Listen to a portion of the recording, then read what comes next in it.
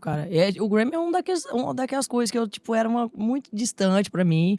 Eu nem almejava, né? Ai, meu Deus, um sonho ter um Grammy. Não, nem passava na minha cabeça, porque assim, muito longe, muito. Então tem 7, sei lá, entendeu?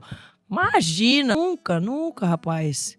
E aí, eu tava concorrendo na categoria de melhor álbum de música de raiz brasileira. Sim. Ou seja, a música raiz brasileira é a viola, cara. É a música caipira, é o sertão. É o caipira lá no sítio, sabe?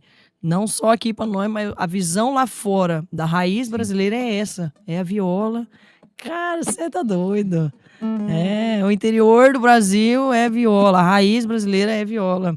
E aí, eu não sei nem trazer em palavras, assim, traduzir na palavra a emoção, o sentimento, porque fui indicada, beleza, a indicação já é uma felicidade imensa. Sim. Aí vamos lá no evento, vamos lá. Falei, tô indo à toa. Pra conhecer o evento, pra ter conhecer, experiência. pra trazer pra casa a experiência.